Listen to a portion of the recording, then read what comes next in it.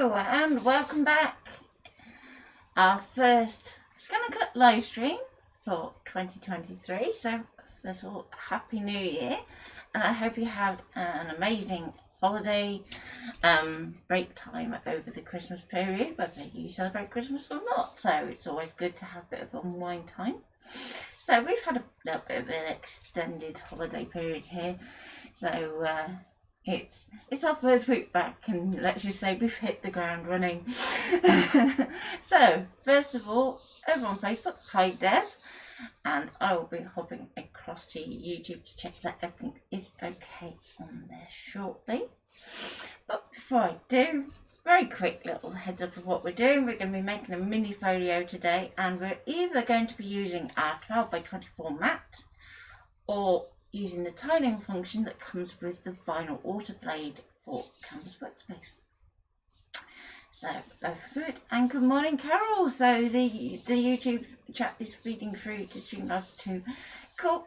So if you saw a bit of the chat that was going on before we went live, you'll know that I was a little bit nervous about whether this was going to work today or not, because it's a bit of a different setup. The other thing to say is at some point I am expecting to have to go answer the door. So at which point I will just put it up like a little interruption screen, but I will be back as soon as possible. It's not going to take very long. It's not a very big delivery, but it's kind of important, and I don't really want them posting it through the letterbox if I can help it. So until then, excuse the gloves. Just trying to save a little bit of time so I can get back to you quicker. Okay, so I'm going to be working with a 12x12 pad. So this one's from Craft Sensations, and basically an important feature with this particular pad is that we have one piece of each pattern that's card and one piece that is paper.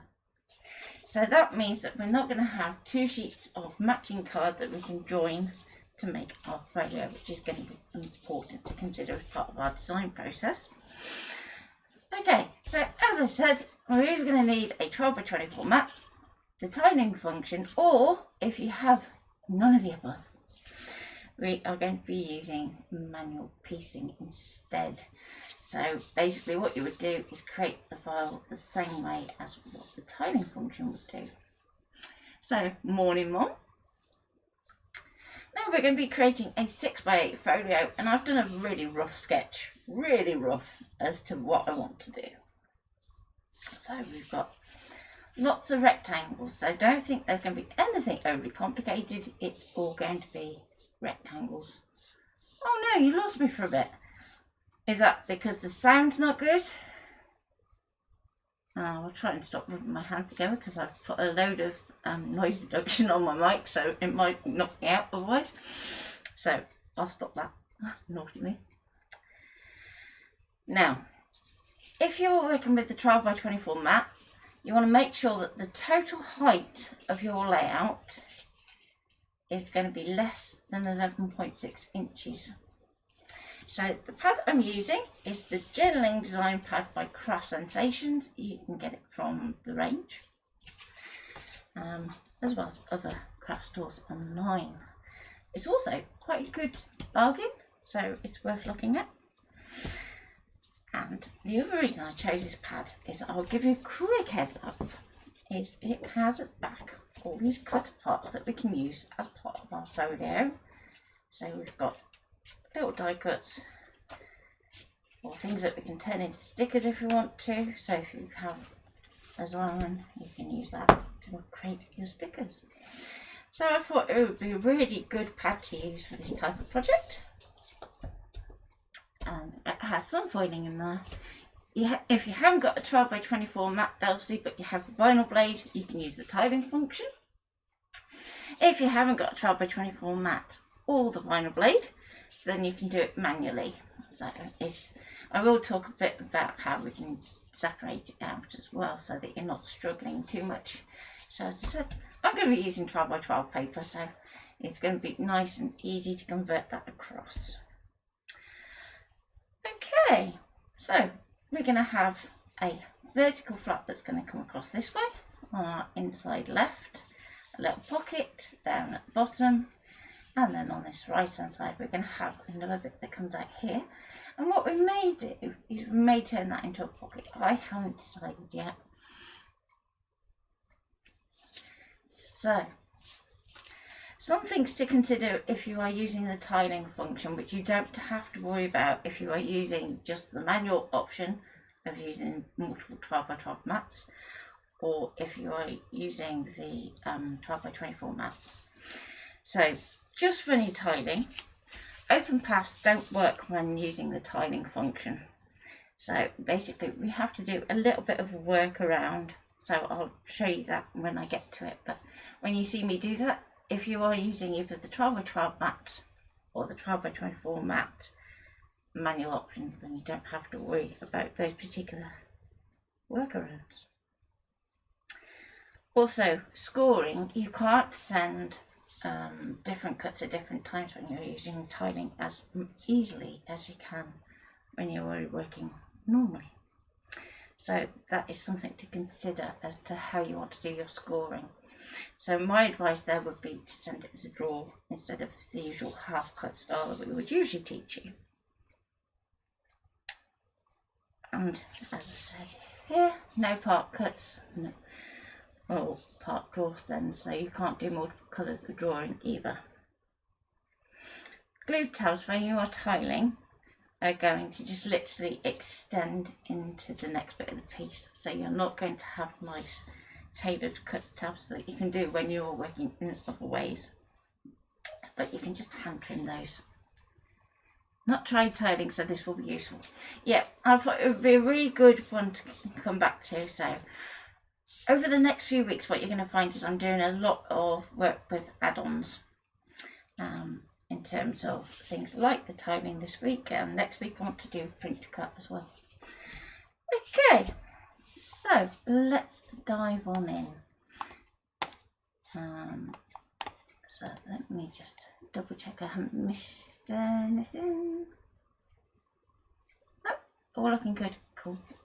Okay, so let's hop over to display. Now this could be interesting, trying to control my phone with my gloves on.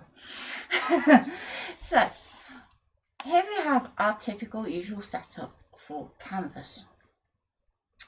Now if you are just using 12x12 mats because you don't have the tiling function or the 12x24 mat, then that's fine, you can work in this bit. It just means that when we split things up, you're going to see how you can kind of handle that manually. But if you have the 12x24 mat, we're going to go to Artboard and you would use the 12x24. Okay. Now ignore all these sizes here because you're going to learn about those next week. And we're going to go all the way down to custom size for tiling. Okay. It's then going to come up with a nominal size board. So in this case, you can see it's straight away it's gone to 635 mil, which is 63.5 centimetres. And then it does that as a square. So if you know that your project is going to be particularly smaller or particularly long format, you can move that around if you want. But to be honest, so long as you know that your main sort of dimensions are going to fit in here, I won't worry about changing it, because when you come to do your tiling, it's just literally going to look at the drawn shapes on the mat. So I'm just going to put my ruler 2 inches, and the reason that I'm going to do that is that then I want to be able to kind of work on my basic shape of the 6x8 folio. So we've set up our board. I've turned on my rulers just to help me out a little bit, but you don't have to have those on if you don't want to. But it looks a bit more like what we would usually expect for Affinity Designer, etc, etc. Now, what I am going to do very quickly, if it will let me, let's see if I can get to my chat on my phone. Now that would be cool. Nope, not gonna. Okay. Come on. I knew it was going to mess up. There we go. We're back. So, with this like this, let's put in our rough section first. So, I apologise that I can't see your chat, but we'll try and come back to you and have a look soon.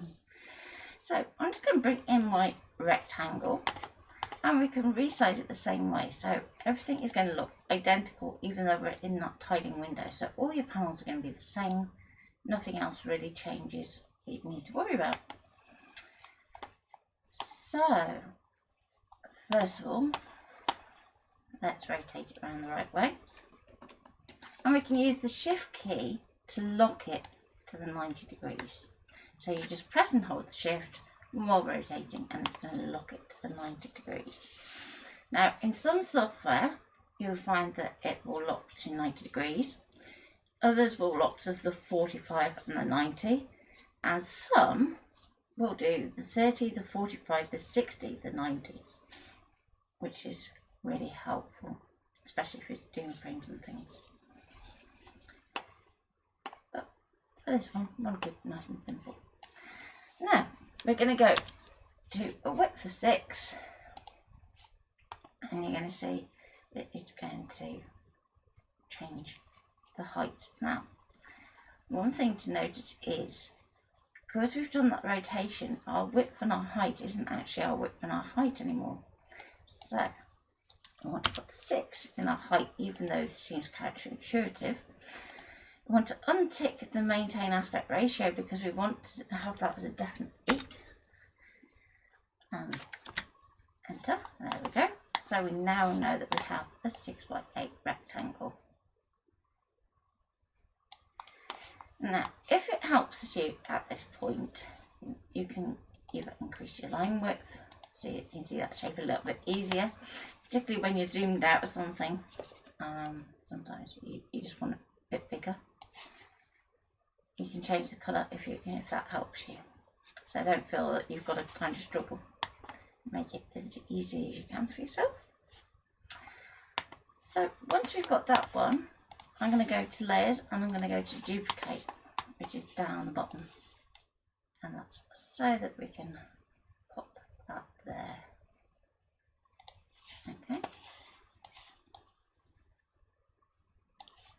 So next point. If we go back to our artboard, you can see we've got snap to grid. And because we're working in whole inches at the moment, we can actually turn that on and it's going to snap to those squares on the grid. So unlike when we're working with a normal mat, so like the 12x12 mat or the 12x24 mat, when we're tiling, that isn't saying that it's going to lock it to the grid on our mat. That's just saying that it's going to lock it to the grid in our tiling window. There's a very big difference. Okay, so we've got our 2 folio pages and we know that they line up because we've used that snap to grid function. Then we just need to work out where we're going to go from there. So this flap that I've got on this side here, I've got that looking like it's going to be about half the size of our folio page. So on a Mac, we can use the Alt button to just click and drag a copy out. On a PC, if that doesn't work for you, just use the same duplicate function as before. And I'm going to pop that up there so that we're continuing that line. Now, because we have that snap to grid function on, we're going to be able to move that so we know that it is exactly halfway. So that means that when it's closed, our flap is going to come across down here. And you might go, well, actually, it could probably do with being a little bit thinner if you want to put something else in there. But for now, I'm going to leave that as 3 inches. So far, so good. So over on this right hand side, I've got like this kind of page with a chunk out of it. Now there's a few ways that we could do that. We could use a triangle and a rectangle and weld the 2 together. Or it might be that we use something that is a little different. So we could use this one here. Would be quite good. So let's go for that one and let's see what we can do. So we can drag that in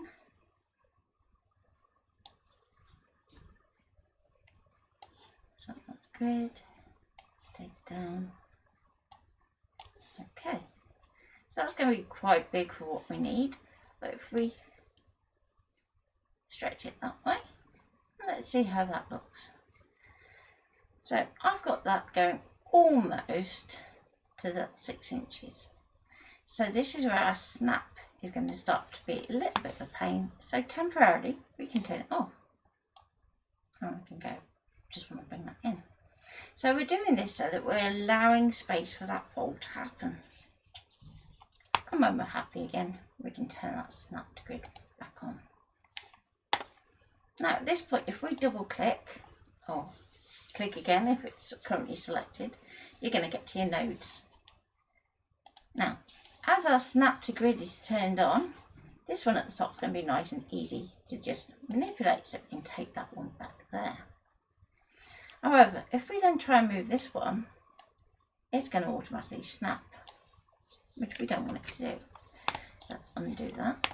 So turn off your snap to grid, click again so that we get that nice node, which means it's currently selected. Now, unlike other programs, you can't use shift to kind of lock it in place, so you are going to have to do this by eye. So I'm going to go right there. It looks good. And I can turn that snap to grid back on. And we're going to take another copy of that folio page, and we're going to use that for our bottom flap. Oh, right.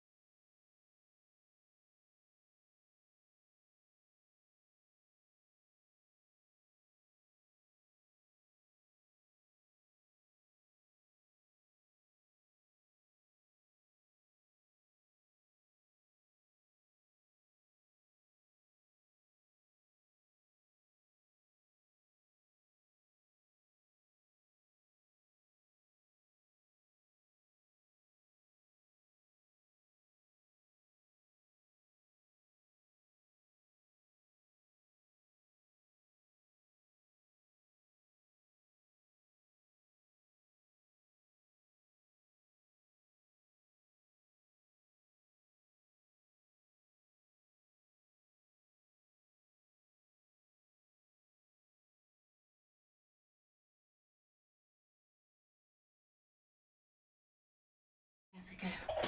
There we go. Back again. So, as I was saying, we've done our bottom flap. Now, regardless of how tiling works for this bit, we still need to put glue flaps on this.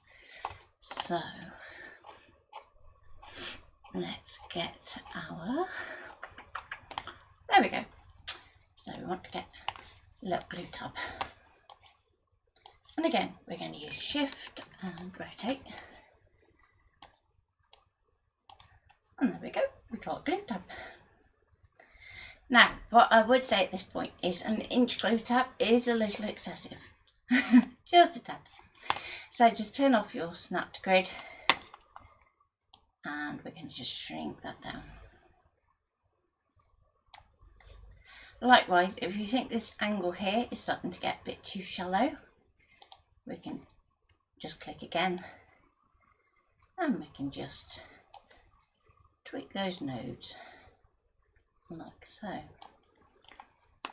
Okay, and when you're happy, we can just take a copy and we can flip it.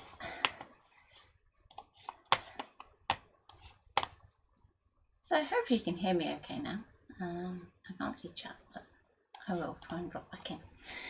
So we've got our main structure, hallelujah. But what I would say is at this point, to help you out for when you want to do things like mats and layers, is I'm going to take all of these shapes, so they're all selected, and I'm going to group them, and then I'm going to duplicate that group. I'm going to hide the original group, and we can call that something like reference. So that means that when we need to do things like layers, where we need to offset shapes to have it all matching perfectly, rather than having to redraw and then offset, we've got our shapes still there. So let's hide that away. Now with this group here, what I'm going to do is I'm just going to ungroup it for a moment so that we can actually weld. Now let's see how good our snap to grid has been. So let's turn that back on just so we can just position that on our artboard. It doesn't have to be perfect, but you know, close would be nice. Okay. Go into layers, make sure that you have everything selected apart from your original group that's now hidden. And we are going to weld everything together. Now occasionally you are going to have something like this where you have a line that just doesn't quite meet. So I'm going to go to artboard, turn off snap to grid, and sometimes it's just a case of just nudging it over and we can go from there. So let's try again. I've nudged it over one right arrow key and it still might not do it. Okay, so it should really help on that side.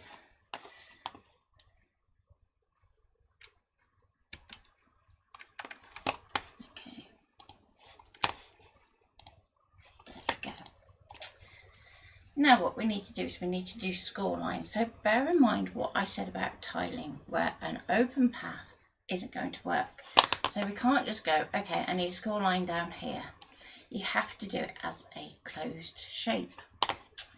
So I'm going to get a rectangle. I'm going to bring that across. Now what I would say is let's just turn that snap to grid back on just so I can line stuff up a little easier. And I want it to snap to that left-hand edge instead of the right-hand edge. There we go. And I'm going to take that box and line it up onto the grid. Take that across. Now this is where it's going to be a little bit different. I'm going to take that up. Okay, so at the moment we've got 8 inches here plus another 3 inches. That takes you up to 11. So this is going to be a fraction too tall. We're going to force another join if we're not careful. So let's just turn that off. I'm going to take this down so it's above our cut line. Now the reason I do that is if we leave it in line, what that means is that when we draw our score line, however we choose to do it, that's also going to draw on our cut line too, and it's going to be visible. So if you end up even using an erasable pen, sometimes they don't always erase perfectly. So it's a good idea to just extend it that a little bit further. We're going to set that to draw, and we can give it a dashed line. And because I've set it to draw, as I usually do, just set it to blue so that I know straight away that I've done that process. So we can see there that we have a fold here, a fold here, and a fold there. Now, this is where it gets interesting because we've got another fold here and here that we need to do, which means that this line here is going to have to be dashed twice. Now that isn't ideal. So especially if you end up cutting these lines, that's the other thing to bear in mind, is that you don't want to have an overlapping dash that you are cutting. Okay, so let's duplicate that one because we know that's the right size. I'm just going to turn that snap to grid back on so that we know it snaps into the right place. Okay, take it down, turn the snap to grid back off because again you want it to extend just beyond that cut line. So far so good. But then we come to over here and we've got another fold that needs to happen, but there's nowhere else that fold occurs. What do we do? So I'm going to take that finish box there. Let's take that across, line it up on that 6-inch mark. So back to our snap to grid. So count your squares, 1, 2, 3, 4, 5, 6. Turn your snap to grid off, and we can just tweak that, and we want that box to just go above as well as just below. So you may think that's a bit of a have to be able to do something, but it's worth it in terms of the finished object. Now, if we were going to put a glue tab on here, that box could shrink in to that line there, so that we've got a fold there. So that is entirely up to you how you want to do that design. Likewise, if you want to put a glue tab down here, that box would shrink up there to do that fold line there. So I think for the moment I'm just going to leave this loose like this. And what I might do is actually turn that into another pocket. So remember, we've always got our reference shapes to go back to. So if we decide we're going to cut another piece, we've got that shape to go back to and go, right, okay, I need to do another piece that's going to kind of match that. So we've got a basic structure. And how does that look when we go to tiling? So if we go to Premium and Tiling, it's going to work out our mats for us. So straight away we can see that it's got a little bit of an odd join going on. And at the moment there's no overlaps. What that means is if we were to cut that out, those two pieces are going to join, butting up to each other. Now, if this is something like vinyl or self-adhesive card that's going to be applied to something else, that is absolutely fine to do it with no overlap. However, if we're doing a project like this where we're cutting it from double-sided card, we want it to actually overlap and join, then we can put this number up. So that's with 1/2 inch overlap, which again is a little bit overkill, but yeah. So there we go. And as you change this, you're going to see that this piece here is going to change, while this piece stays more or less the same. So in many ways, this is going to be working your overlap. So let's take that back down. 0.3 is fine. We can add a weeding box, so that's only really useful if you are doing this for a large vinyl design, but to be honest, I seem to end up using tiling more so for card than I ever do for vinyl. Probably just because I haven't decorated my walls yet. Now, spacing is going to be for your weeding box. I don't think you can use that to kind of adjust where this is going to go. So if you want to shift this over a bit so this join ends up on this fold, what I would say is this glue tab here is going to cause you a little bit of an issue. But let's say it wasn't there. Then what you would need to do is create a shape over here to actually force this bit across so that you can get to that join where you want it to be. So that's something to bear in mind in terms of your layout. So if I cancel that for a moment, let's say we took all of these shapes. I'm just going to group them for a moment. And let's say we move them over here. Let's bring in another shape in. Doesn't really matter what. I'm just going to pop that there. Size it down because we don't want it to go into our cut area. And we go to tiling. Okay. And we can see that straight away that forces it across. And it's going to be the position of that left-hand edge in relation to how much of that gap you get. So you can see here that our join has shifted over to this side. So we just need to shrink that left-hand edge. So I'm just going to cancel that. And we can shrink that down that way. And then when we go back to tiling, go okay, you're going to see that it's moved. So now you can see what I mean about the glue tab having that little bit of an issue. Okay, so if that glue tab wasn't there, you would want to try and finish it off so that your fold has about 0.25 over there, and then that is going to slot in nicely into that fold there to finish off your project. But with the glue tab, we're going to kind of shift that along just a fraction to make things a little easier. So I'm going to cancel that.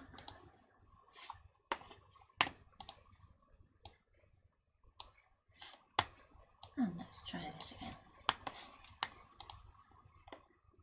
There we go. So now our glue tab is all in there, and we can use that to line up. And that is your basic portfolio structure. Now I'm not going to export this just yet because there's a few of bits I want to show you. So if I come back overhead for a moment, and then I can check on chat.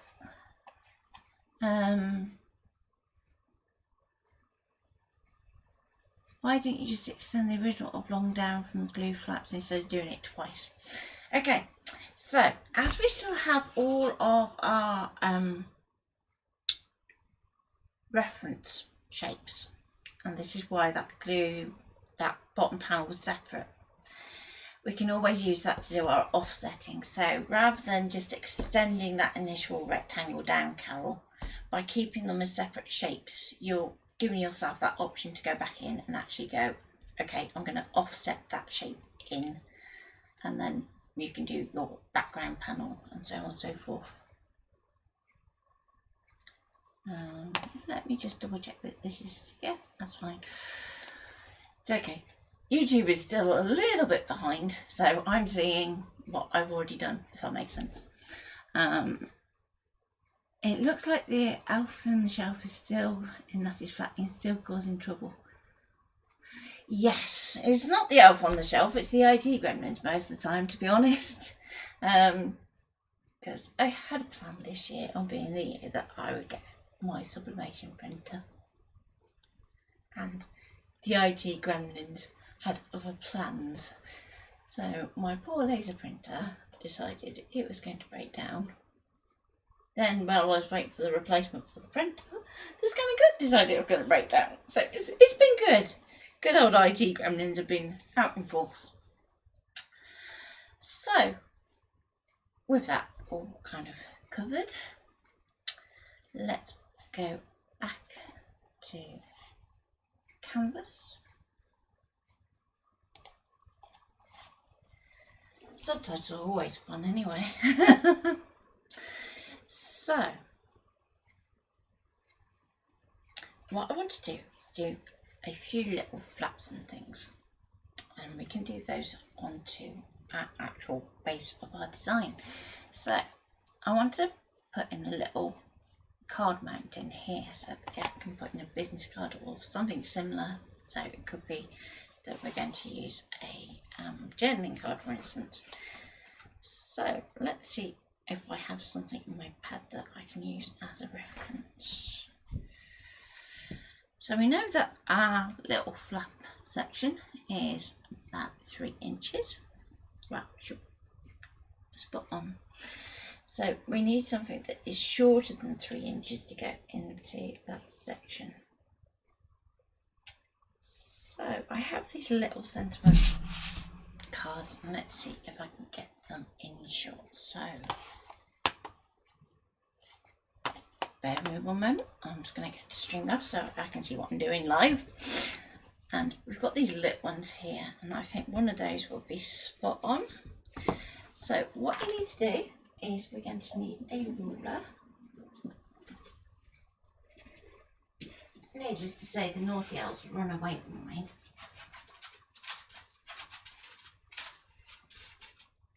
So let's grab that one.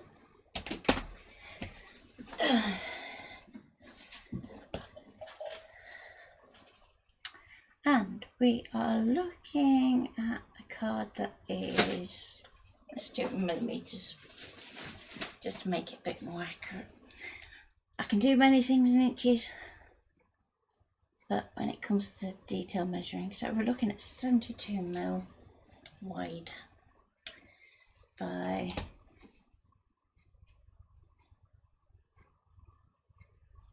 43. Okay, so back to display. I'm going to create a box. It has rounded corners, so let's go with that. And because I measured in millimeters, I'm just going to put my units to millimeters. And we need that to be 72 wide and just remind myself to measure 42 tall.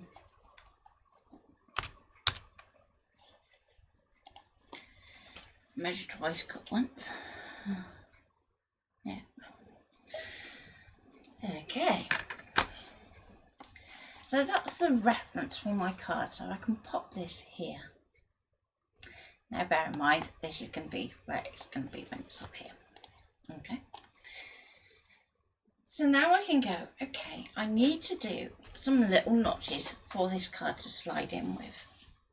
So we can't do rounded this way because the corners are rounded on the actual card itself. So we need to go the other way. And the other thing to bear in mind is, as OpenPath won't work with tiling, we have to do a little bit of cheating in terms of how we do the line. So we have to create a single line that is actually double-sided. Yeah, I know, it's complex. So let's first of all zoom in so you can see this nice and big. Now you'll notice at this point I don't have the snap to grid turned on, and that's because something like this is going to be an awful lot easier without having that turned on. So now I want to choose a shape, and in this case I'm going to go for this little quarter of a circle, and it's going to be massive and you're going to think no, but that's okay. We're going to shrink that down like so. Now if we were to cut this at this point, it's just going to cut a lovely hole and it's not going to work. But what we need to do instead is we need to actually cut a slit. So what I'm going to do is I'm going to take this shape here and I'm going to duplicate it like so. Okay, now we can resize it so it's very slightly bigger on this edge here. So this is something that you'll get used to doing if you have the new book, because there's a project where we do things like this, where we've got that kind of mass going on where you need to shrink things up to get an offset. So we have our two shapes selected and we can go and subtract. So subtract is this one here on the end where you've got the dashed line, and that's saying it's going to remove the top from the bottom, and then we have our slit. So you don't need to do this for all four corners, we can just do the two. What I will say is I'm going to move that just a fraction closer like that, duplicate it, use our shift to rotate it round. Oh, there we go, and let's drop that there. Okay, so that is going to be where our card is going to sit in there, and we can just get rid of that card shape now that we know that everything is in place. Now if you wanted to go and put a copy of that back in your reference shapes, you can do. But what I would say is just bear in mind it is going to move it over when you do a duplication. So you might want to just adjust that position. And to do that, let's give you a guide. So I'm going to bring in a square and I'm going to size it up to this line here, shrink that up there, and if you wanted to you could turn snap to grid on so you know you've got your spot on. Okay, so that's going to give us our kind of reference point for where we're duplicating something to. I'm going to take these shapes as well as our square and we can go to duplicate. So that's going to put another copy at the top here and we can drag that down into our reference group. Okay, now let's turn all of these back on and I'm going to turn that off and these off so they're hidden away.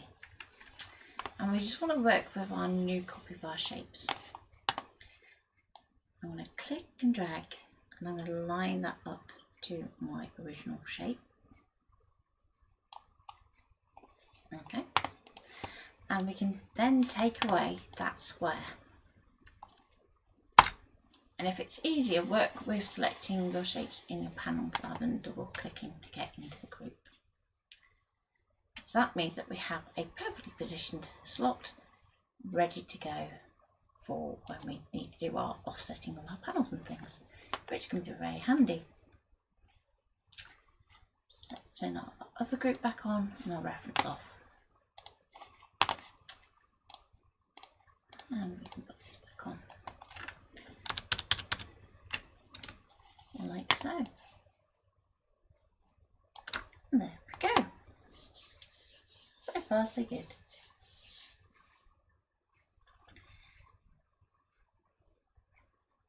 Now, let's take out that square there, because we don't need it on this one, because otherwise we're going to just cut a little square in the middle of our design, which we don't want to do.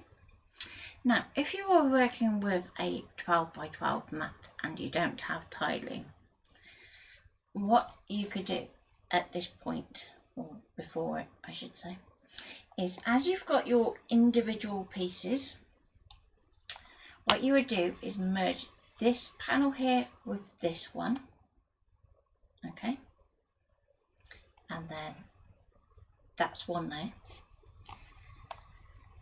Then you want another shape that is going to be your bottom pocket up here, across here to this flap here and back again.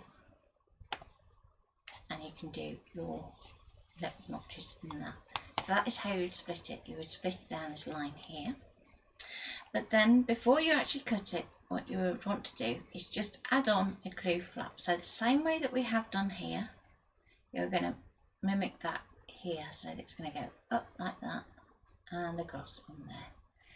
And you can also then use just standard open paths with either the 12 by 12 mat or the 24 mat option. It's just tiling that is a little bit tricky in terms of using open paths. So I hope that's broken the process down a little bit. So let's just see if there's anything else I want to do with this file. Now, at the moment, we have our kind of base shapes in terms of our actual folio. But what if you want to do some other bits and pieces? So,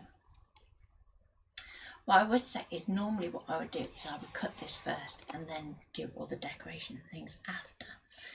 But just in terms of structure, it might be that we want to just put another little panel in here, and we could actually tuck this in here so that we're not wasting too much card. So I'm going to grab a thin rectangle. I'm going to line this up so we're not using our snap to grid.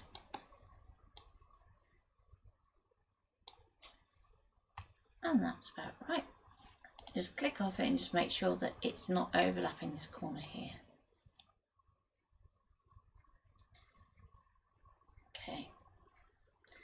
So now with something like this, where we're adding a one-piece pocket on, we need to put glue tab here, and down here, and up here.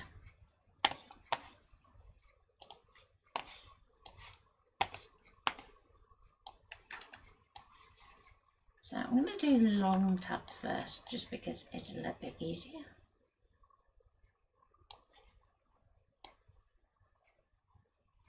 Now, if you're working in another program, so let's say for instance Affinity Designer, then what you would have is the option to snap to objects.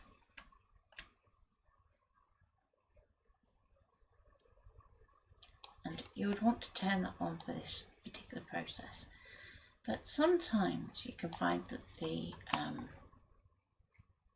snapping is a little off. So most programs let you have an option called distribute. And if we distribute, so we're going to select two shapes, and we are going to go into distribute space. We can say that we want 0 space, and we're going to do the spaces between our objects vertically, and that means that you know then that these two shapes are lying directly against one another, and it just means that when you do your welding, you're less likely to get that kind of issue that we had with this glue tab over here, where it wasn't quite lining up.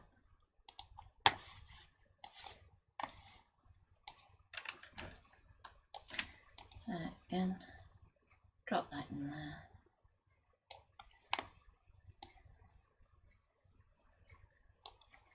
Now another question you might have is, why do we have our glue tabs with a angled edge?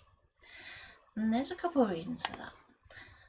One is that when we come to do this inner fold here, because we've angled these here, what we should get is a nice crisp point to our pocket. Likewise at the top here, and you don't have to do it as much, so we could just as easily do it to about there for this top fold.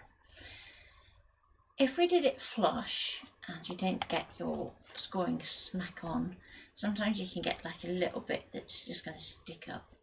So by doing that little bit of an angle, it's going to just give that neat finish. Let's just duplicate that, and we're going to flip it. And there we go.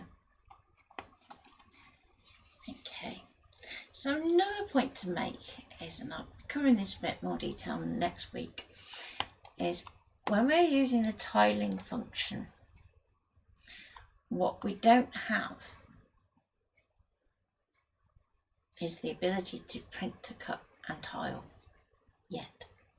You never know in a future update, but at this point they're mutually exclusive, so you can't use both together, you have to use one or the other. So if you want to do something where you are using a digital paper, then what you need to do is either use the manual option, where we did that join down here, and then do it that way so that you're manually piecing it.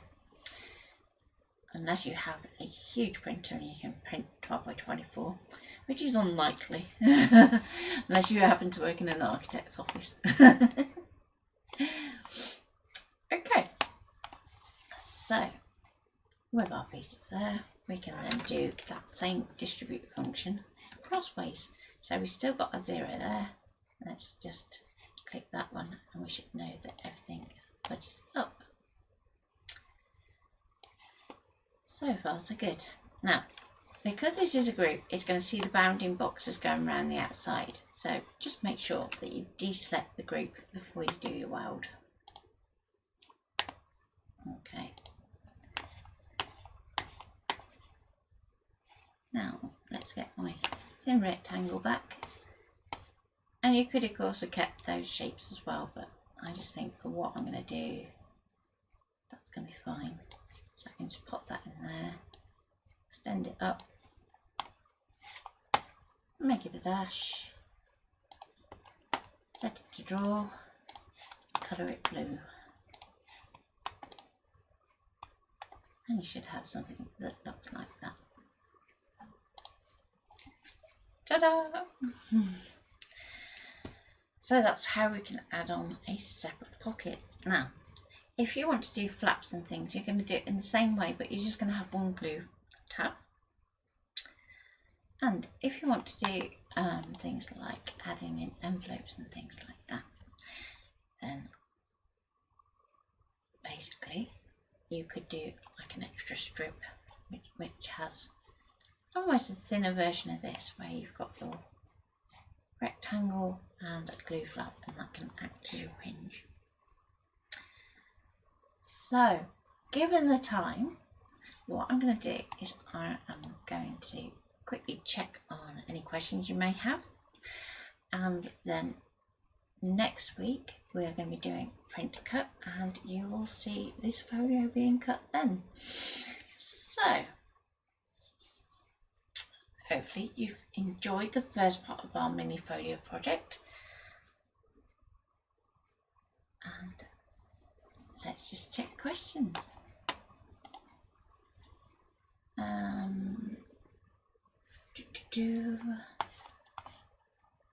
That's weird, there's no questions after that point. Hopefully it's all still working okay. And let's quickly check Streamlabs too. So much info to take in now, so much to learn.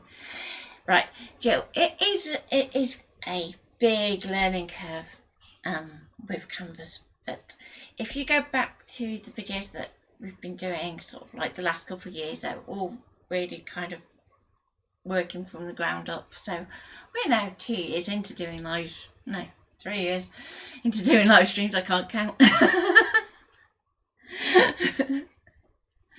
So it is a case of, go back to some of the earlier videos and hopefully that will get you started.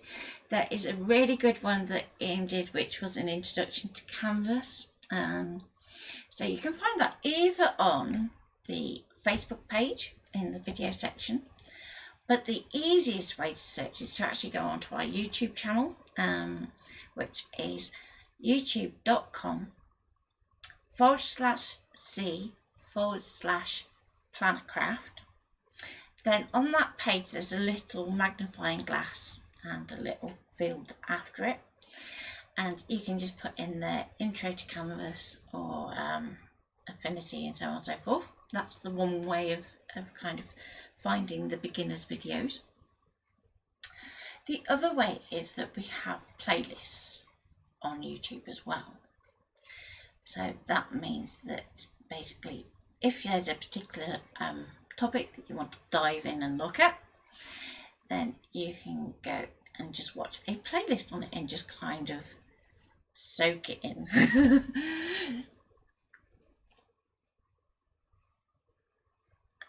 What I will also do is I will pop up the Canvas file, but what I will say is if you don't have the tiling function, it probably won't open as you expect, so probably try and shrink it down.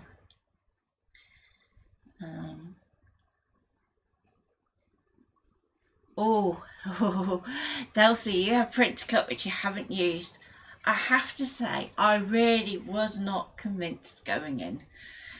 So when I was first using it, I was like, no, this isn't going to work. You can't have it scaling and things. But I have to say, I actually love it more now than I do the Illustrator plugin, which is like, what?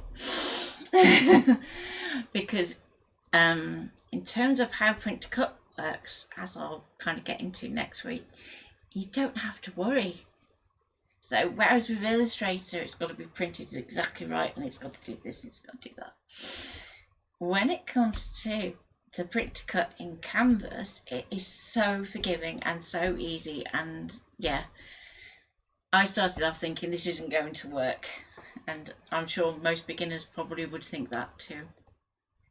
So yeah, dive in, have a go.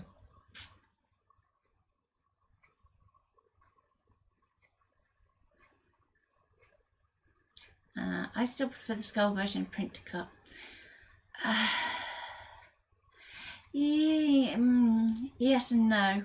The reason that I like the canvas print to cut is the registration marks. The fact is that you haven't got to worry about getting your piece square on the mat or manually adjusting that rotation, and yeah, I do like the auto registration for that.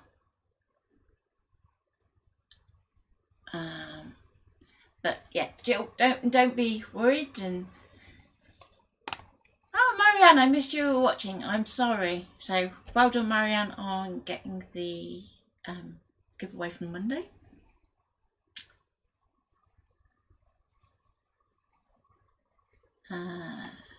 But hopefully I've got everybody's comments, and apparently the subtitles are funny. So maybe I haven't tried it enough times.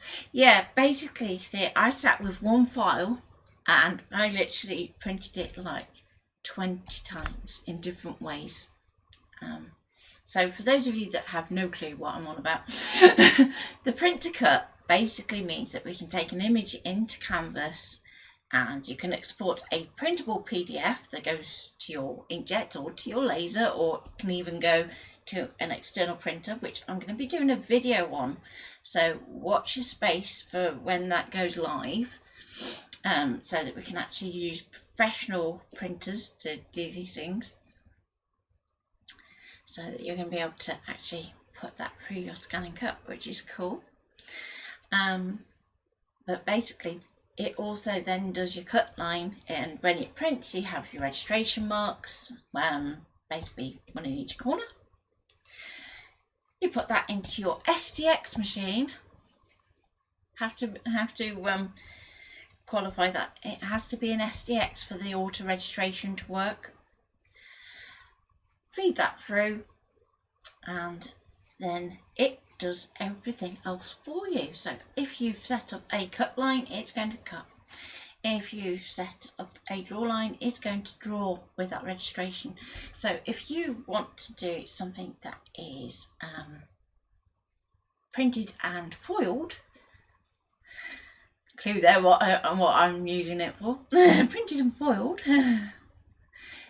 and automatically registered and made it really quick and easy, for instance, to do your own planner stickers and save you a fortune, then you would be able to do that really easily with your print to cut, more so than your illustrated ScanNCut link, believe it or not. Deb, I love the print to cut. Looking forward to next week. Yeah, I have fallen in love with print to cut, and I was devastated when my printer messed up on me. So it was a case of I've got to have a printer because I want to show it. Would the external printer be Andy's company? Of course.